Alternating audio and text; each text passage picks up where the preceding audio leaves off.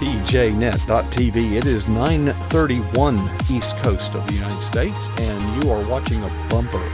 And we are recording, and we are streaming to Facebook, check.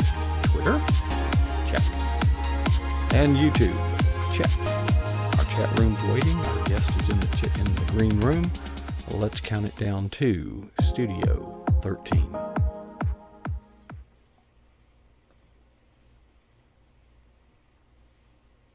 Well, good evening. Welcome back, or welcome to pjnet.tv. I'm your host, Coach Prasick.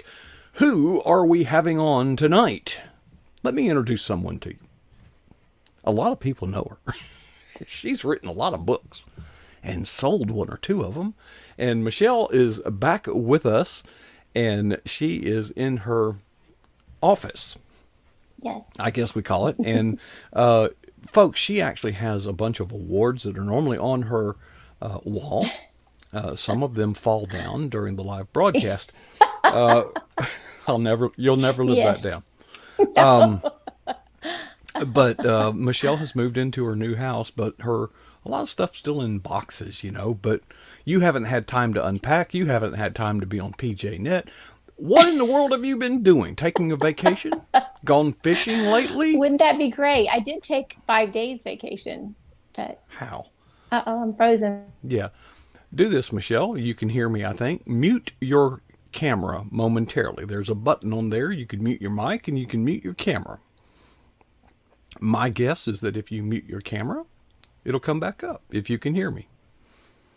But she may not can hear me. So here's what I'm going to do. I'm going to mute the camera on this end. It won't work, but we'll try it. Yep, she's still frozen. Well, Michelle came back. That's the good news. And, okay, what I'm going to do is quickly reset the connection there. Just give me a minute. And we'll be right back.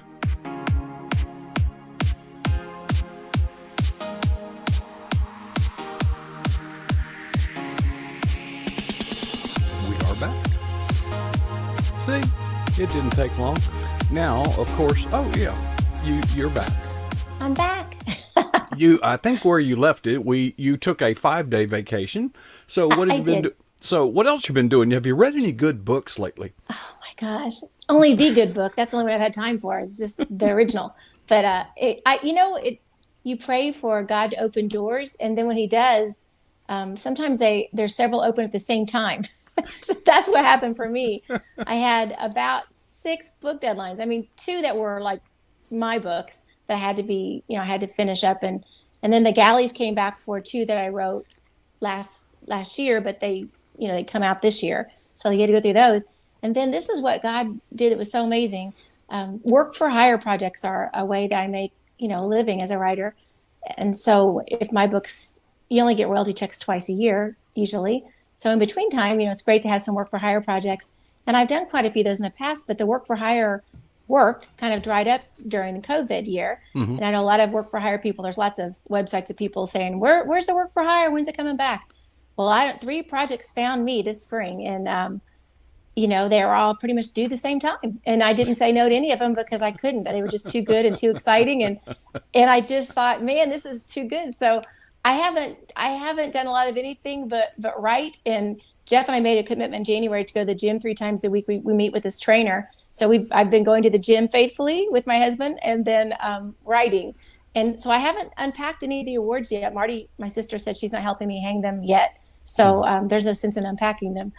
And the work continues on the house, but it has nothing to do with me. I've done all I can do till they finish the outside, and Jeff gets my master bathroom done. So I haven't done anything with that, but I've honestly just been writing and then speaking about writing. I went to Blue Ridge and spoke for 5-6 days. Then I flew to California with a client, and we actually had a really good girl trip. And then I actually taught the virtual Kentucky Christian Writers Conference. I know last week my replacement, he is actually the one that got me that gig, and he recommended me, so I'm very grateful to him. But it's been a busy spring. I missed you guys. Well, let me give you a shout out because, folks, I know that many of you, when Michelle's not around, you do notice, so she is conspicuous by her absence. But let me tell you this: from time to time, we have people who can't appear as scheduled for whatever reason. Michelle is very faithful in finding someone to take her place. And not everybody does that, Michelle. Sometimes I just we're scrambling around at the last minute, and and I introduce whoever it is. We're so lucky. It's like, well, yeah, because we've got a hold of them 20 minutes ago. Yes, But sometimes it's last minute. it is. But Yep, but thank you for just being so thoughtful. of course. Uh, Gosh, we've it's been so. Oh, by the way, I too have been doing a remodel project. We have a brand new bathroom. We Oh, gutted it to the studs and to the joists. There is nothing that's in there that was awesome. there before. Nothing. I think I need you to come up here and finish this master bathroom. I've got You a know, bathtub sitting in the guest room right now. So, well, and in this house, it was a house built back in the 50s. There's actually only one shower, oh and my. and that was out of commission. And right before COVID hit, we bought a little camper so that my wife could travel with me when we were doing those gigs at the conferences. Of course, then Yes. COVID came along, so this And there were camper's no sitting there. conferences. Yeah. It's like, Yeah. well, that was a great idea. let me Hmm. let me check the tires. They might have gone flat. But I'm glad we had that camper because it had a shower. Oh, there you go. Yeah, See, that's yeah, it very did. smart. God So, knew. That's but right. gosh, what an ordeal! I mean, I work Yeah. late till 4 or 5 in the morning. Boy, at 8:01, hammers start banging, and Oh, yeah. oh gosh, it is you can't watch television. It's folks, it's a real sacrifice, but it feels so good anyway. Um, Well, so I congrats. feel I your know. pain, but Yes, it continues. There's not been any workers here this week, but last week there was quite a few, and so they're now doing like the patio around uh, around the pool. So yeah, hopefully we can have the pool open before, well, it's fall. But outside's better than inside. And yes, fortunately, yeah. we're going to replace the carpet because if we weren't, we would anyway because they ruined it, Oh yeah. tracking in and out. But I've so uh, been living this year, but I'm yeah, so grateful for everything that's been done. I, hmm I just I had a conversation with our main guy, the contractor, and I was bragging on him because he's such an excellent worker. I just wish he worked here more often. Just wish I could. He's so excellent that he's in high demand, and I know he's not doing other jobs too. And so when he's here, I'm like, can I get you smiley face cookies? Do you want some ice cream? Look, well, I mean, I'm just trying whatever it takes. Just I yeah. want him to stay and finish the job. So fingers crossed. Maybe I'll get this done before Jesus comes back. That would be amazing. So Well, I didn't know you've got some new work. I keep seeing about dash hounds, and I keep yeah. so let's at least talk about that because I'm not. Okay. Uh, I just told Joshua I don't like small dogs, so I'm just going to Oh, pretend to be interested here and or empathetic that some people do. I love them. I mean, Jeff doesn't either. He only likes the big dogs. That's why we adopted Bella, our rescue dog, who's part lab, part greyhound. But I've always had dachshunds since I was a little girl. Really? My first friend was our dachshund Penny. I mean, she was just a smooth red, long. That they're long. Their wiener dogs are so sweet. Yeah, their And bellies I drag the always had a ground. dachshund. Yeah. I mean, I love them. I love them so much. I think once you attach yourself to a certain breed, you just always love them. And I've always had them. So I have lots of dachshund paraphernalia. Like I've got cute little dachshund salt and pepper shakers. And I have a dachshund little stuffed toy down there that is so cute. And I've got this iron dachshund thing that sits on my front porch. And I just love dachshund stuff. I have little dachshund corn holders, like the head and the Yeah, tail yeah. of the. I just love them. And so I've always wanted to write a book about a dachshund. And I had an idea 3 years ago. I was talking with Kyle, my agent. We were driving back from a conference, and I said, I've got this 3 book series in my heart about dachshunds. And he said, well, tell me about it. And I didn't know if he was going to make fun of it or like it. And he actually liked it. And he said, you need to write that. And first of all, I only had the title Dachshund Through the Snow, but I knew what it was going to be about, a little dachshund that saved Christmas. And that's what it's about. So it's super cute. But you know what? It's not just a cute story. Um, I really, I worked so hard on this one. It's like one of those heart projects. Hmm. I worked so hard on it. And the meaning behind it is that no matter how small you are, you can do big things. You can do big things. God can help you to do big things. It's about overcoming fear and there's a little bit of bullying in there, like some of the other animals make fun of him, and how you have to believe in yourself and know that God created you for a purpose.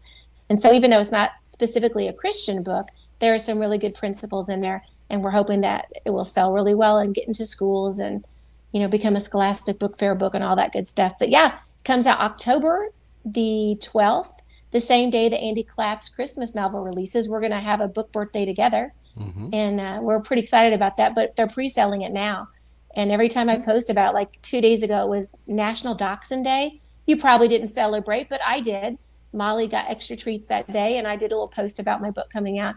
But I just got all the color. They every so often, Victoria Duerstock, who's the publisher. Well, I think Michelle's connection went away again, so we'll just do the little trick we did last time. We'll just reset the connection. Okay, so resetting now, and we'll see if it comes back up. And we'll just kind of wait and see what happens. Folks, while we're waiting, no, not while we're waiting. We're going to yes, we are. Yes, I'm working on that. There we go. Okay. I don't know what's going on. Victoria Duerstock was your last remark. Victoria, who's the publisher of In-Game Press. Do you know Victoria? I've met her. I see her name all the time.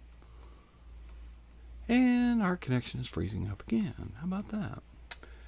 What do you think? I don't know. Well, here we go. We'll just keep doing this, I guess. And there we go. What is going on? What is going on? I don't know. It might be on my end. So, but you talk pretty fast, so just burst at me. Well, anyway, Victoria Duerstock, who's the publisher of In-Game Press, will send me updates every so often, and she sent me the most beautiful email. It was all of the spreads, all of the pictures, so I got to see in full color all 32 pages. It was just glorious. I squealed like a little girl. I was so excited to see it. So yeah, so it's happening. It's all good, and that'll come out in the fall. But before that, I see that you've got the picture of the IU book up. Heart of a Hoosier. Dell and I wrote together. Dell, who's one of the regulars here at PJNet, he and I wrote this book. Even though he's not a Hoosiers fan, he's a sports writer and a pretty good one. So we decided to do this book together, and it comes out July the 6th. So we were on a podcast last night promoting that. There's a lot of book birthdays coming up. It's exciting time, but a busy time, as your previous guest talked about. It would be something if you've been absent all this time and you had nothing to tell us. Yeah. Yeah, I've got 4 books coming out, Coach, in the next few months. 4. I'm like, oh my goodness, and so we're marketing, those books. But then Bethany and I, with our Platinum Literary business, we are the main marketing agency for In-Game Press. So all those authors, we develop marketing plans for them as part of their publishing package that Vicki has done for them. So my goodness, are we busy? But it's such a fun. I love what I do, so it's a fun time. It's just a really busy time because I'm a Gigi and a wife and all those things too. So you got to keep balance, and that's actually what I want to talk about tonight. I did have rather than just giving y'all an update, just good to see you.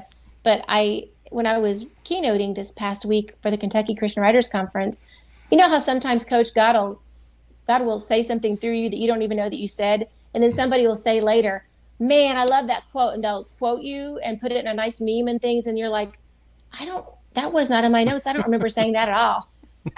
So after about the third one I got of that exact same quote, I went back and listened. I'm like, well, I did say that. Well, that really was a good quote. I didn't come up with it, but that was awesome. It was definitely just the Holy Spirit speaking through me. But it kind of applies to what we're talking about, being so busy. I've been so busy. I mean, really, the year of COVID resting and being home, it sort of just all accelerated about 6 weeks ago. And we are back. We were back full, like it's just craziness. And, we talked about that during last year about not letting, when the schedules get back to normal and we get busy again, to not let go of some things, to continue and the things that we learned during that year of rest. And the thing that I said, I was talking about keeping your center on Jesus, making sure that he's first place and that our entire day is focused around him, that we don't work him into our schedule, but that we build our schedule around him. And I said, this is the quote that didn't come from me at all. It definitely came from the Holy Spirit. Don't let your Christian work get in the way of your Christian walk.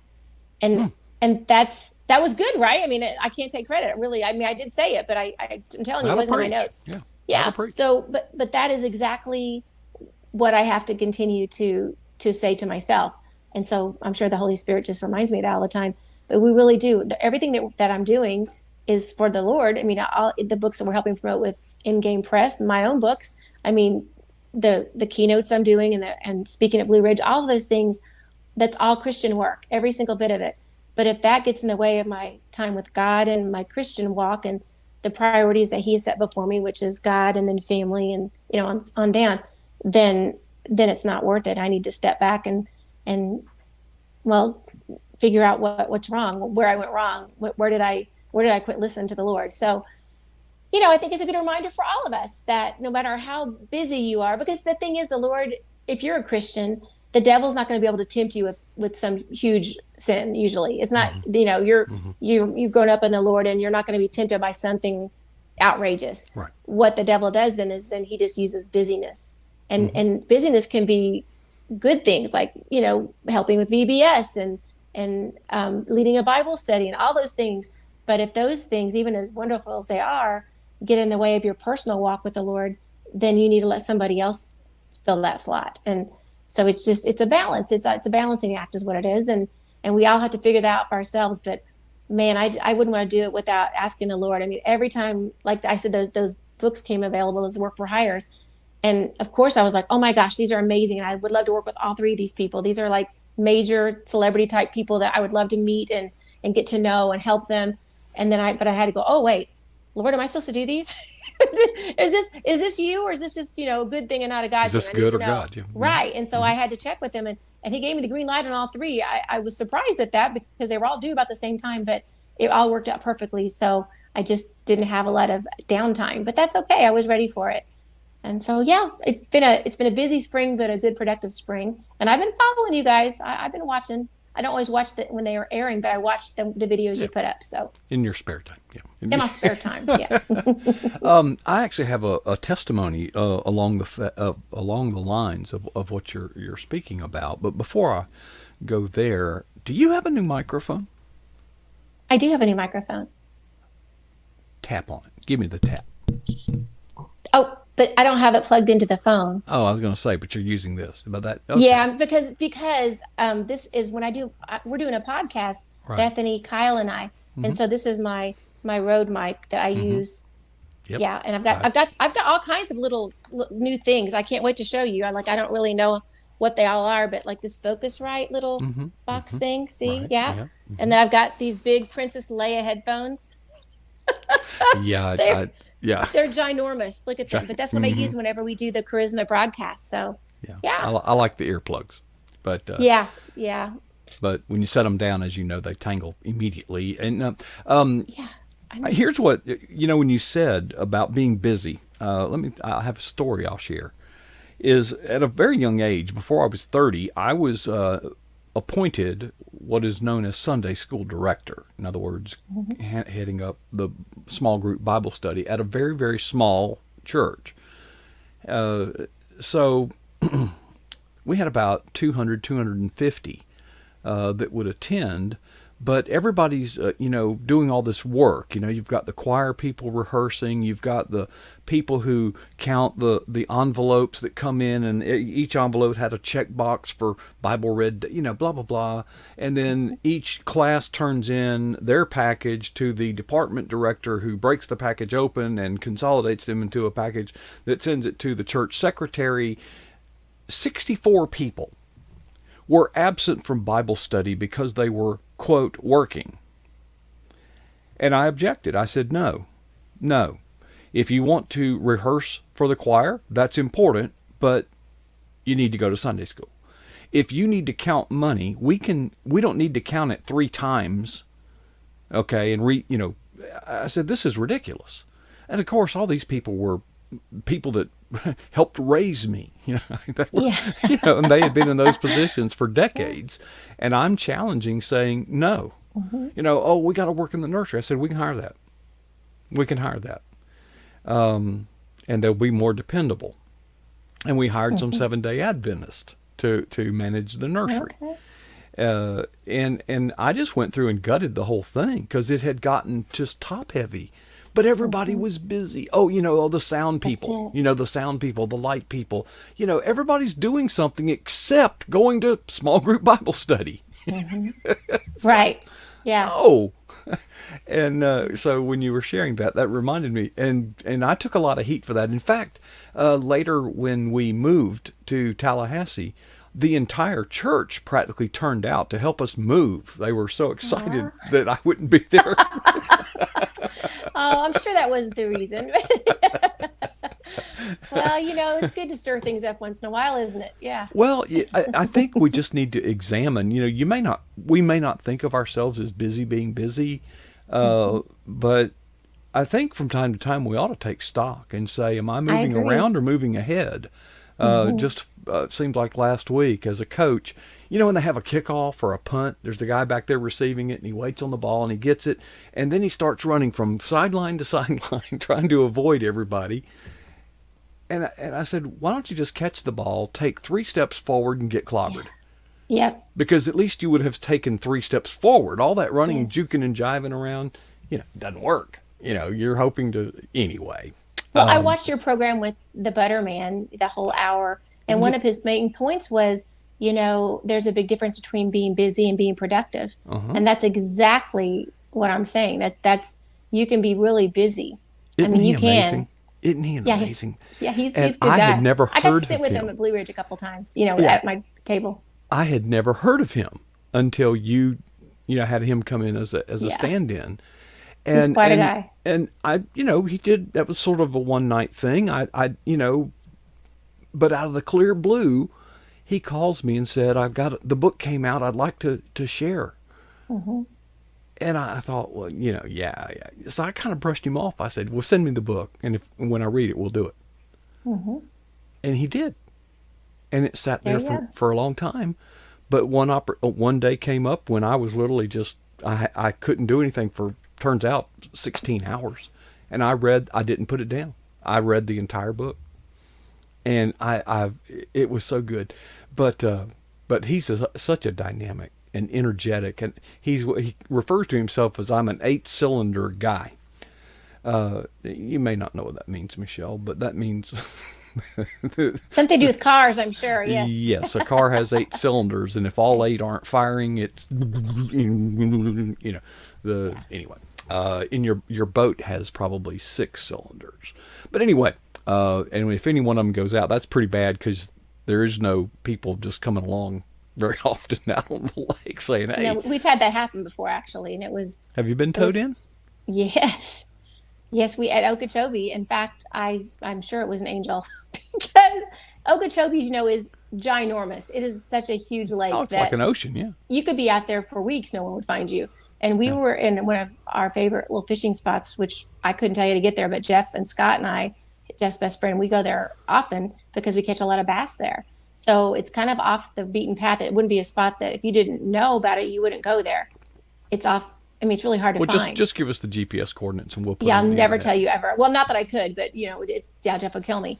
But this, I mean, the boat would not start. It just wouldn't go. We don't know what happened. It's not our good boat.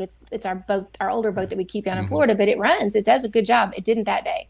And Yeah. so I'm like, what are we gonna do? What are we gonna do? What are we gonna do? We're in the middle of nowhere and it's like 9,000 degrees. And I mean, it was really scary. And I'm like, well, I guess we probably should just pray. Like, of course, that should be our first instinct. I had to whine a little bit first, and then I prayed. And I'm not kidding you, it wasn't 10 minutes. This guy comes by and he speeds by, and then he circles back around, and he's like, "Do y'all need some help?" We're like, "Yes." I'm back there going, "Hey, hey, help us!" And he did. He pulled us right in. Such a nice Yeah. guy. So, yes, I don't understand the whole cylinder thing, but I know how bad it is when they don't work. Yeah. My uncle, who was quite a mariner, towed somebody in and they offered to pay him. Yes. Of course, he's got a yacht, so it's not like he needs the money, but always, we have that phrase, "What would Jesus do?" Hmm. Well, that's the best, but I often find myself saying, "How would Uncle Jimmy handle this?" Aw. I mean, he was Yes. he was my favorite uncle, and he said, no, he said, "I tell you what, you keep the money, So you've already been advanced to be paid to help someone else when it's their turn, when they need That's help. right. He Pay it says, you've already forward. been advanced the Yeah. money. You offered me the money. I gave it back to you, so to speak. So he not only refused the Hmm. money tactfully, but he gave an incentive. He taught, he lectured, he admonished that person to pay it forward. Yes. And of course I'm listening to that. Well, his son, my cousin, we were out on, it wasn't Lake Okeechobee, but it was Lake Mary Jane, not far down from it. And we see smoke coming up. So we haul butt, knowing that we need to pay, and the boat was on fire. Oh my Well, and gosh. we, well, what do? Well, the first thing you do is take the get them off the boat, put them Get in him your off the boat, boat, right? Yeah. and now they want us to tow the boat in, and it's like, no, it's on fire. Okay, it's going to sink, and it's going to sink us because it's tied to us. Yeah. And but yeah, we brought them in, but we were pretty heavy laden with about 800 pounds of extra beef on that boat. There was about four people anyway, so that's good. All right, well, so Heart of Hoosier is not actually printed yet. Did I hear It you? is. It is. It is. It Okay. actually, the official release date is July the 6th, but I know Okay. several people in my city here that, Yeah. because they're all big Hoosier fans, who've ordered it and have already received theirs. So if you order it now, you'll get it in just a Okay. couple of days. And Okay. it Now is a beautiful book. I've got it. I mean, it really, like, they did a great job with it. It's beautiful. It really is. that's a big book. I mean, Yeah, and yeah, it is. it's a big It's so size. pretty. It's just, That's and a it's just really well magnum done. book. It's a magnum book. I love it. I love it. I'm very proud of it. I think, I like to give Dell a hard time, but Dell is a really great writer. And I think even though he's not an IU fan, I had to forgive him for that. But he wrote some really great stories and did honor IU through his writing. Yeah. I was worried because the last story is his story, and it's about the time that Coach Knight threw the chair, across the room in Yeah, 1985. no book about the Hoosiers would be complete without I that. mean, you couldn't have a book without that. But I told him, I said, if you write it in such a way that you make Coach Knight look bad, I'm not letting you submit it because, like, I love Bobby Knight. Like, my dad was friends with him, and I honor him, and Mhm. I know that you either love Bobby or you hate him. I love Coach Knight, so I said, if the people who be reading this book, if you say something really horrible about Coach Knight, it's not going to play well with them, and I'm going to be really upset. So, but he Well, handled it in such a great way. It was just, I Dell and was I have really, actually spoken on the air, about those moments. Even the best of yeah, coaches, in the heat of yes, competition, uh-huh, have make indiscretions. And a lot of times, when you have the kind of reputation and legacy that Coach Knight had, you've got those deposits you've made, so you can kind of make a withdrawal. But some are unforgivable. One sports broadcaster in 5 seconds ended his career thinking the mic was off, yeah, ruined. He's yep, never been heard on the air since, and he had a lucrative, So some transgressions are devastating. Some of them people will give you a pass, so to speak, not to excuse it. But I remember when Woody yeah. Hayes, that's the Ohio coach. Okay, Dell's team. He belted a cameraman, just belted him. I He didn't want the mean, camera on him, and he just cold cocked him. I've seen celebrities do that too. I'm sure they get sick of it in the heat of the Yeah, moment. But I but mean, not that yeah, that's okay. But we're all human. We talk about that. We have a whole section. This book is divided into 4 sections, and one section is on coaches. And I wrote one about Tom Crean. That was the coach before Archie, and now they fired Archie, and now we've got Woodson, Coach Woodson, which we're real excited about. I think he's going to do great. I mean, he knows the IU program because he played for us, and everybody who knows Coach Woodson, whether they played with him or they played for him, mhm. or they've just known him as a colleague, has good things to say about him. He's just a good guy, very smart. So I'm excited about this next era. But back to Coach Crean, when he was our coach, I mean, he was a good guy, and he had just been named Big Ten Coach of the Year, which that's a big honor. And then they Mhm. fired him. It was like, because Well, I mean, you think of all the times to fire him, it wouldn't be after you're named Big Ten Coach of the Year. I mean, it was just like, it seemed like it was out of the blue. Now, we hadn't been to a lot of, post tournament games. I mean, we hadn't lived up to IU fans' right. expectations The for many stakes are years. high when you. But Yeah. that just to drop that on a guy who just win a big award, it was like, seriously. And But I thought he Michelle, handled it like such class. Michelle, yeah. He was great. So that story's in here. If you're a coach, you know. I There, just couldn't there believe are it. two I kinds of was coaches: those that just got devastated for hired, and him. those that are about to be fired. I mean, it's the same group. And at the end, toward the end of the year, you start this volley of firings. You know, all these coaches get fired at Yeah, the end of the year. that's it. And of course, now that you've fired your coach, you need to hire a coach. Guess who's available? Someone who's just Who's been fired? Fired, yeah. There you go. It's the Yeah, it makes a craziest lot of thing. sense, doesn't it? Well, he went on to Georgia and has done great things. But I think the thing I liked so much about him is, even though, I mean, I'm sure he was devastated. That was a big blow. He did some sports broadcasting. That wasn't really his thing, but he did some of that, some of the color announcing. But then he got that job. Just, I think it was like 1 year later, he was already coaching again in Georgia. Sure. But he never said anything negative about IU. I mean, at least not publicly. He just said nice things about the fans and about the state. You know, I don't know what he said to his wife at home, but he handled it with class. And I love that that he was rewarded for that. That, you know, he actually got a much sweeter deal in Georgia. So I just think that sometimes, you know, things don't, that the lesson there was, things don't always turn out as we think they're going to. I mean, even we all have bad days. Even if you're just named coach of the year, you know, you can have the rug jerked out from underneath you. But then how you choose to react. Are you going to respond or react? He didn't react negatively. He took time to respond. And I think that's a good lesson for all of us. But we have a lot of you know, those monumental moments in IU basketball, like the shot heard around the world, those kind of things. But we also told some things that I think even the diehard IU fans might not know, because I didn't know some of them. We researched a lot for this book. It was a lot of fun to partner with Dell on this. I hope we do a dozen more. I really enjoyed co-authoring with him. It was good. Yeah. Cool. Well, Michelle, it is very good to see your face again and hear your voice again, Thanks. technical issues notwithstanding. Yeah, And, well. you know, we've missed you a lot, but we appreciate all the wonderful testimonies and stories that have been shared in the time that you would normally be here. So you have helped us make it productive, Wonderful. but more importantly, exalting the kingdom of Christ. And Yes. I know you've been busy, and it's just good to see your face and your smile. And let's get those awards up as soon as you get Right? you know, Yeah. get everything back on I've got track. several more to add to the wall. Marty, I don't know what she's going to do. So Keep her busy. Yeah. that's right. All right. Thanks, Coach. Good All to right. see you. Good to see you. Well, folks, there you see, there's the camera right up there, high atop the Eagle's Nest broadcast facilities here at pjnet.tv. That's a wrap for tonight. And what a joy it has been to share this time together with Joshua Masters and Michelle Medlock Adams as they share their time with us and their testimony, and all for the glory of the kingdom of Christ. And just a wonderful, what a team. What a team.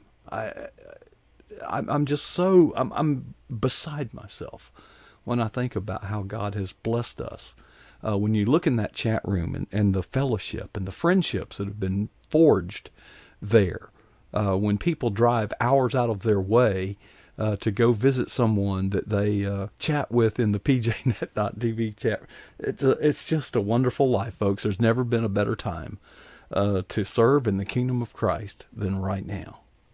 And I'm so, I know it's late and many of you are probably wanting to go to bed.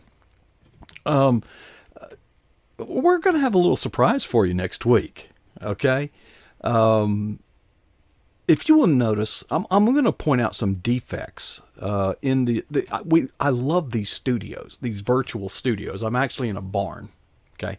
But if you will notice above me, the little blue, well, you can't. The blue lights, that's called a lens flare. That little shine, Well, you'll notice it ends right as it gets into and you'll notice some jagged edges. There are these. I have hijacked these images I've excised them from videos that I have a license to use. I pay a fee every year to use, but of course I'm taking that material, and you'll notice where it says pjnet.tv. If you look at the edge above that, it looks like a saw blade, because I have to erase whatever was there in the original. But we now have a way of creating our own content, our own studios. And so we're going to be rolling some out in the near future. I think the first one could be as early. Well, it'll be next week, I'm pretty sure. But there's several more that we want to do. We can now create our own. And you're going to be quite surprised to find out some of the backstory on that. It's a good one. Well, folks, speaking of, that's what I need to do. I'll be up till about 4 or 5 this morning working on that. And but before I do, I have an obligation to share something that has meant so much to me in my own life. I want to share it with you in hopes that it will do for you what it has done for me. And that is this: 2 questions to ask yourself as often as possible. First question is, what is the boldest thing that you have ever done for Jesus Christ? And the second question is kind of the gotcha. How long ago was that? See, if we're going to excel as we are called to work as unto the Lord, there are times when that will take some courage and some boldness. So I hope that we, as Christians, will never be satisfied with our answers to either of those 2 questions.